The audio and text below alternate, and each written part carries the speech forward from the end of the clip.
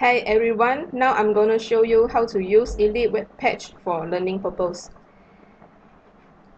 This is the list of the course that I have enrolled in, and the upcoming events is used for a reminder purpose on the upcoming events such as the assignments and activities.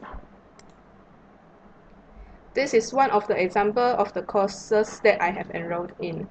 As we can see, there are many sections divided according to different units. In each unit, they include the notes of the units and the link for extra information. Besides, there are learning activities too. For the notes, just one click on it, it will be downloaded automatically in our devices. For the link, just one click on it, and it will lead us to the web page on it. For example, this is one of the information that in video form.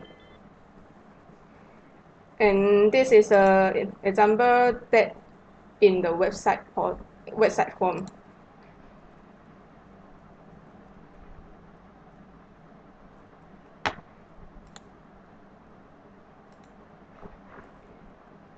The learning activities are used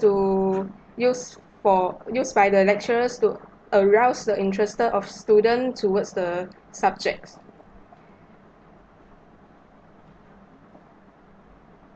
And here is the site for the student to pass out the assignment in the form of soft copy.